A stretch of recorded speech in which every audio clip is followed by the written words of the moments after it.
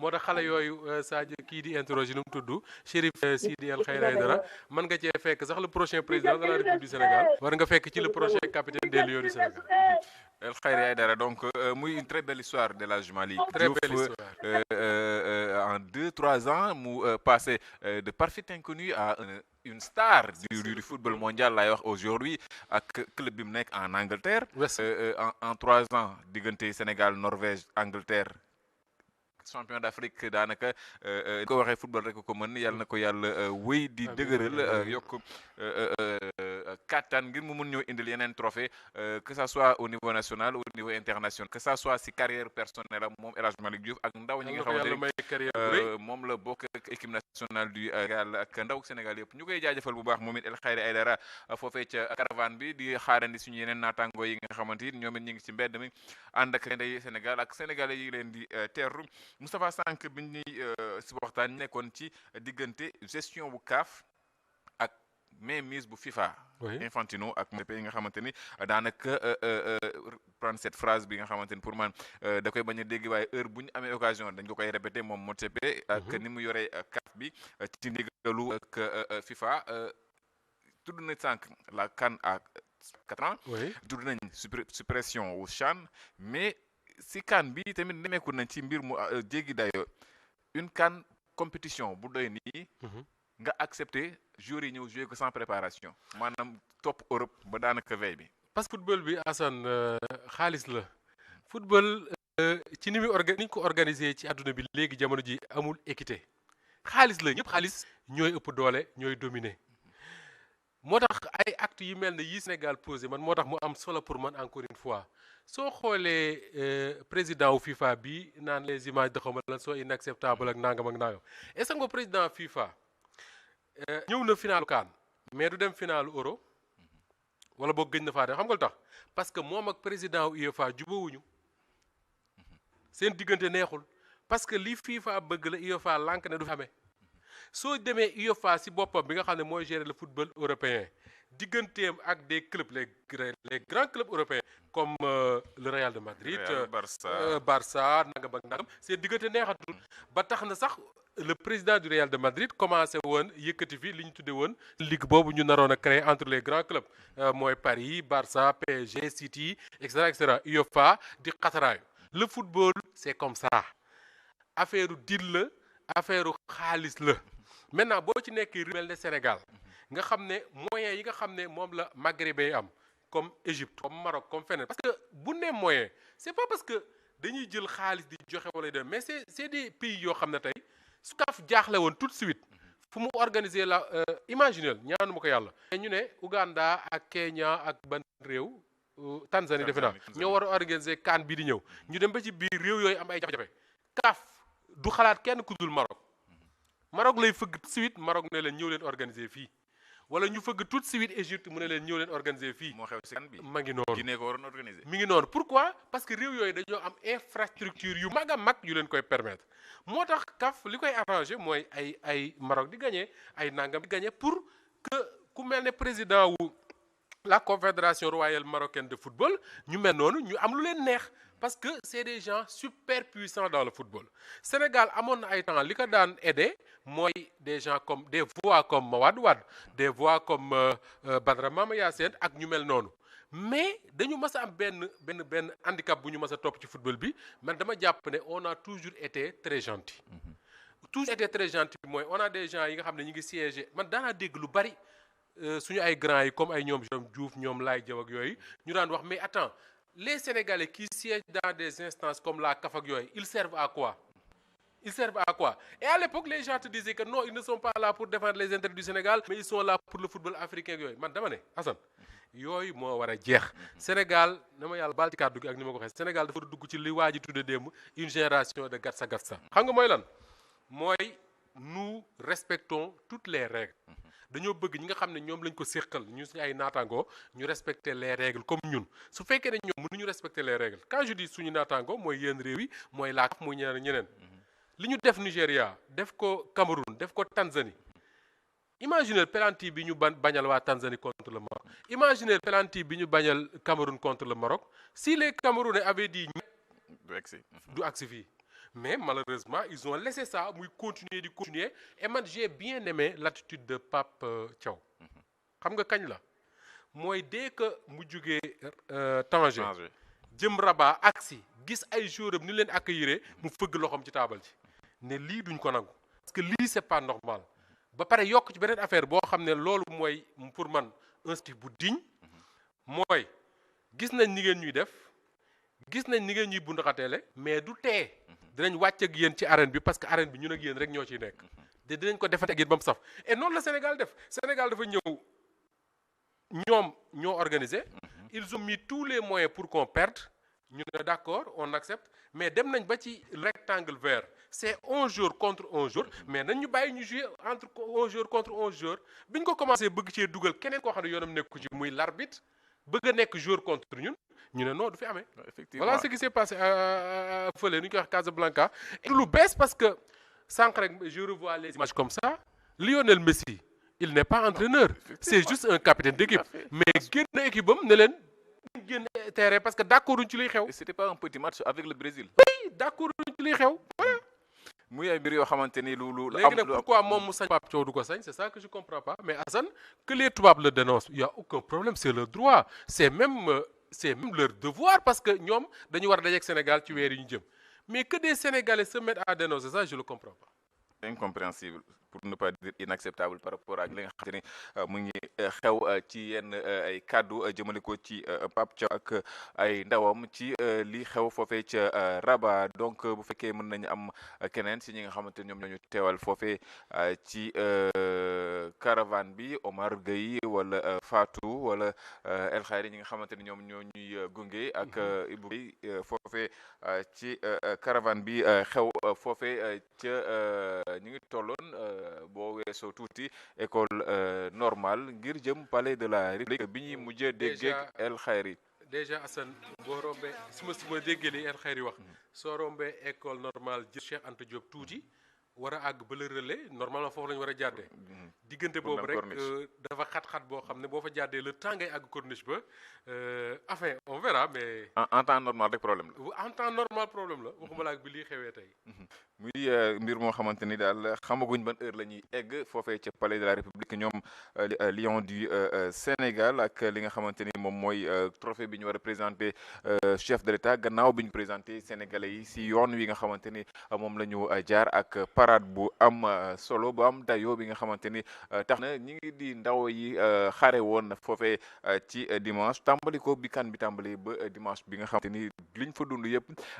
tey wan nañ leen ni jaroon na ko Sénégalais yi ñu ngi leen delloo njukkal à la hauteur de li nga xamante ni moom mooy liñ ñu defal foofee ca Maroc. Moustapha, on revient un peu sur li nga xamante ni moom mooy que la gestion de la CAF wax nañ ci li nga xamante ni moom mooy li ñuy toppee ci calendrier wu li nga xamante ni moom mooy disons je dirais de l'Europe laay wax parce que naka bi ñuy waajal Coupe d'Afrique des Nations bi jàppoon nañ date bi nga xamante ni si la équipe wala club yu nekk Europe war a libérer obligatoirement les joueurs ñu dem ba mbir yi des une semaine ñu génnewaat beneen note allongé date bi ba mu egg boru le 15 nga xamante ni daanaka jour bi buy jógee rek day dem directement Maroc maanaam du am sax ñu si ëpp duñ am temps wu jaar fii di Sénégal par exemple ku mel ne Ibrahima Mbaye jaarul Sénégal Habib Diarra te mu doon lu ko metti lu metti Sénégalais yi parce que bëggoon nañ ko gis fii ci entraînement bi nga xamante ne def nañ ko fii ci Léopold Sédar Senghor ngir delloo ko njukkal ngir tatagal ko d'ailleurs Pape Thiaw laa bu ñëwoon fii dina xam fi ko Sénégalais yi teg. Bien sûr parce que les clubs européens Assane mu neex ñu mu naqari ñu ëpp alal ñoom ñooy fay les salaires parce que muy les joueurs yi ngay gis nii c'est des employés des clubs européens enfin yëpp peut-être ñoom Sadio Mané ñoo ci bokkul ak yooyu donc ces clubs là ñoom ñooy fay les salaires ils ont toujours mis la pression sur la CAF pour que ñu bañ a organiser CAN bi mois de décembre jàpp janvier parce que mois de décembre jàpp janvier dafa am échéance yu am solo en Europe boo demee fu mel ne Angleterre par exemple diggante fin décembre ak janvier je crois dinañ fa 4 ou 5 journées parce que yàlla Boxing Day dañuy teggale journée yi quoi soo demee en France c'est un peu comme ça moo tax njëkkee dégg je crois que entraîneur équipe bu Marseille laa dégg non Benassia le directeur du football de l'Olympique de Marseille mu wax ne wéy ils sont en train de négocier pour ñu libérer les joueurs après telle journée de championnat. Parce que boobu je crois que Marseille préparait un match je ne sais plus contre Monaco je ne sais plus bëgguma wax lu ma xam mais en tout cas Marseille préparait un match important ñu ne ñoom li ñu bu ñu sañoon daal Aubameyang je crois ak Naïf Aguer le défenseur marocain ñu football match boobu ba pare soog a dem noonu la ko ba entraîneur keneen di demandé entraîneur keneen di demandé entraîneur keneen di demandé léegi comme CAF waa ji ko jiite am yambar la mais ce qu'il va dire mooy oui d'accord on va essayer de négocier pour pousse date bi un peu affaire yooyu alors que yooyu asa même bu fekkee ne le club européen mooy l'employeur ce sont les règles de la FIFA qui protègent les joueurs et qui protègent les équipes nationales donc exigence mooy lan il faut appliquer la règle point final. C'est simple. loolu rek ngay wax il faut appliquer la règle suñu appliquer la règle on libère les joueurs à temps gars yi ñëw fii Dakar Diamniadio wala stade Léopold Senghor préparer parce que saafonte ak joueurs yi dem te ni mu dalee Sénégal ci Ibrahima Mbaye noonu la dalee yeneen équipement yoo xam ne joueurs ils les ont rejoints tardivement ce qui fait que la préparation des équipes même du point de vue physique bokkuñu dafa am ñoo xam ne ñoo njëkk a départ am ñoo xam ne ils sont venus après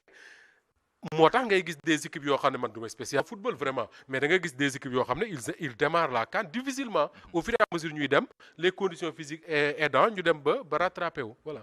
mais Moustapha kii nangu ñu déplacer la Coupe d'Afrique des Nations pour Coupe du monde des clubs. kooku est-ce que desal na tëj dara.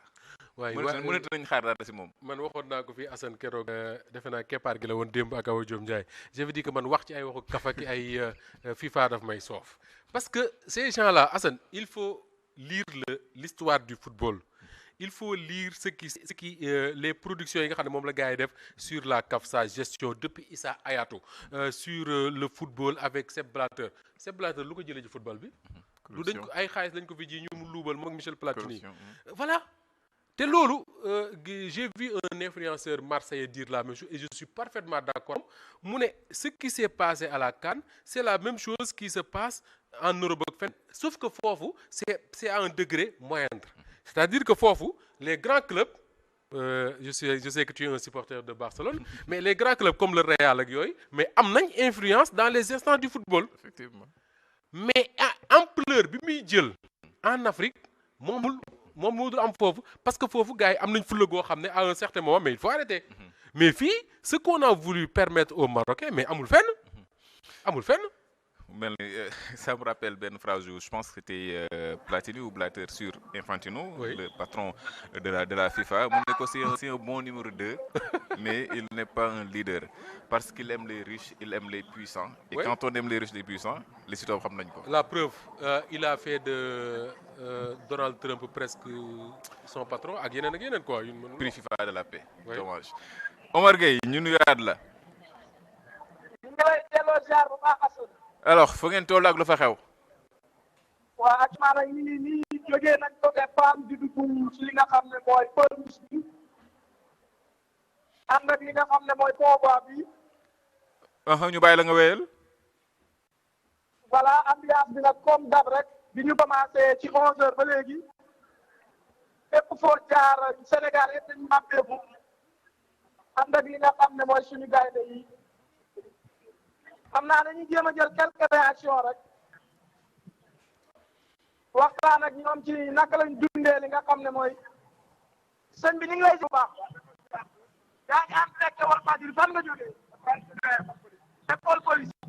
naka nga ci seet rek bisu tey bi ak sar bi rek ngal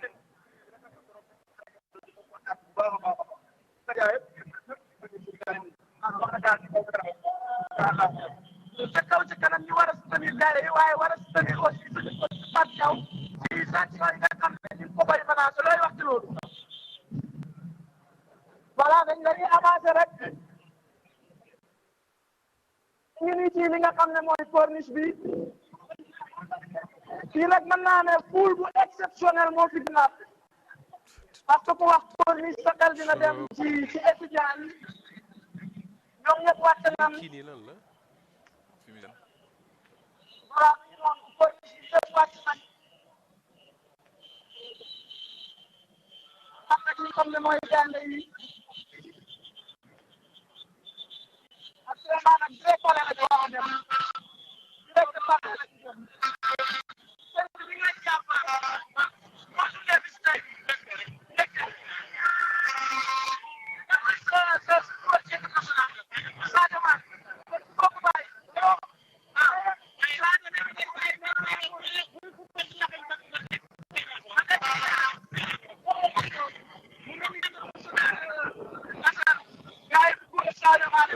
le son. Alors déggatuñ Omar Gueye ak son bi ndaxte mbir yi leeratul moom Omar Gueye mi ñu nekkal foofe mi ngi ñu naan Moustapha mi ngi ñu ngi egg ci corniche bi daanaka bon si lañ mën a jàpp corniche boobu buñ fa duggee war naa mën a gaaw en tout cas buñ ko wala boog comparé ak li nga xamante ni moom mooy li ñu amoon si suba léegi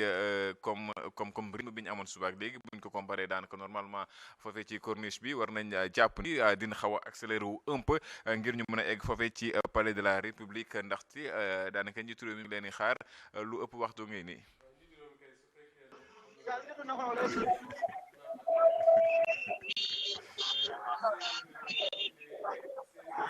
Une minute. Bon, moi je disais que peut-être fii ak 20 heures mais certainement fii ak 10 heures xëy na dinañ mën a jege le palais présidentiel wala ñu àgg fa mais loolu aussi Assane lu jar a sóoraale la parce que luy marquant la ci journée bi mooy la cérémonie bi nga xam mais mooy am au palais de la République.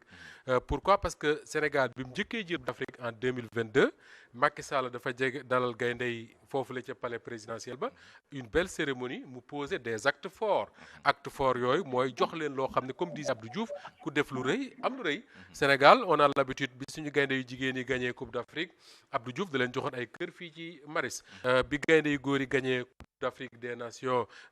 Macky Sall bay leen terrain teg ca millions yu bari defe naa 50 millions la woon xaw ma alors c'est intéressant cela intéresse de savoir Bassirou Diomaye Faye également lan lay teg ci taabal ji bon j'espère que du wax ne réew mi dafa nekk en crise ah. loolu moom duñ ko dégg. mais il faut mu teg dara ci taabal ji. alors Omar Gueye ñu dellu si yow foofee ca corniche ak parade des champions d'Afrique Omar ñu bàyyi la.